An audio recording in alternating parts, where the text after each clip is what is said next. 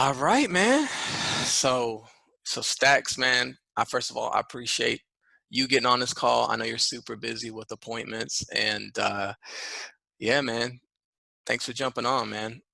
For sure. Glad to be here. You ready to dive into some strategy? Sure, let's go.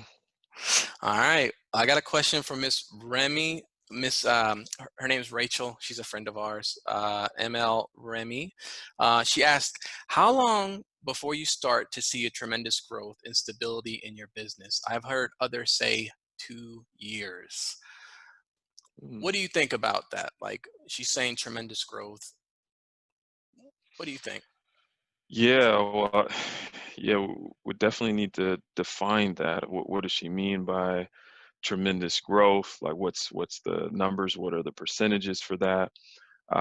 It also matters what kind of industry are you in to have a benchmark to know whether or not you are doing well. So, for example, if somebody opens up a winery,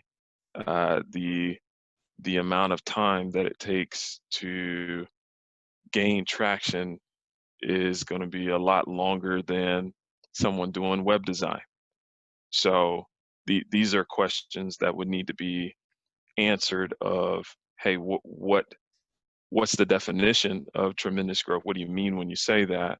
And also, we want to compare it to the industry that you're in because it will vary tremendously, to use the word that she used in the question, by even the sector or the industry. So that would be my first thought.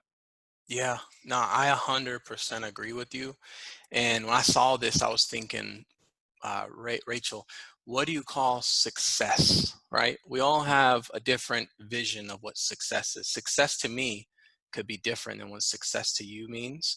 And in a business, it's really good to, and Stacks, you say this a lot, is to reverse engineer things. So like if Rachel, success to you in your business is say 60,000 a year. 60,000 a year, I'm successful, I'm full-time, independent, that's my success. If that's your success, that's great because now you can reverse engineer it. So if you're doing, say, if you want to make 60K a year, we can break that down and be like, okay, that's 5,000 a month. And if we work 5 days a week, it's roughly about $250 a day. Now, if you have a product that you're selling and say the average product markup is $20, then you know, okay, well, if the average product markup is $20, then I know I need to sell about 13 a day to make a profit of about $250 a day. And then that's how I make the 60K a year.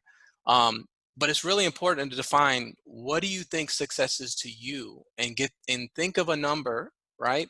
A number that's realistic. When you're starting off goal setting, as me and Stevens talk about this all the time, you have a goal and then you have a stretch goal, which is a little bit of the higher number, but you want to write down that number, whatever it is to you. And it's the first part. And remember, if you don't hit the goal, it's okay, but you need to set a goal.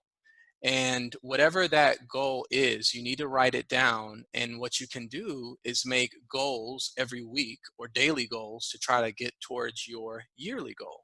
So you could write down today, I need to sell 13 products to hit my success goal of 60K a year, or I need to do this amount a week. And this is something I do for my business. And I'll be honest with you, sometimes I set numbers for the year and I don't hit it, but I get pretty close. And I realize that just because I put the number down doesn't mean I'm going to hit it, but I'm going to get a lot closer than if I didn't write it down, right? Right.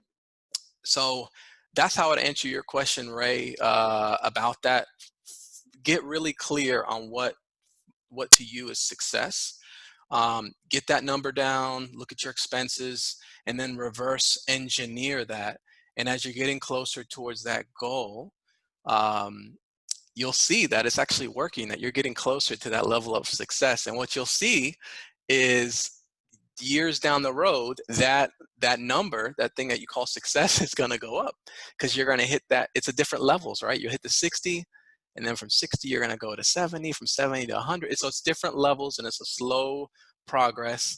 And I would say honestly, the first 5 years is a lot of growing pains in business.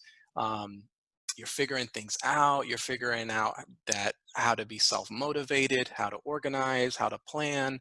It's a lot. It's a lot. But I think if you start off from the beginning, setting numbers and goal setting, like we explained, that you're going to be well far ahead of most people that just go on a whim. Agreed. Agreed. For sure. For sure.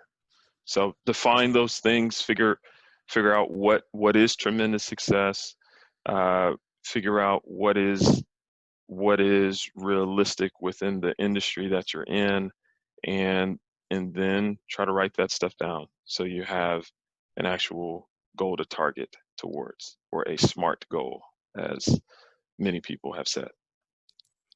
I love it.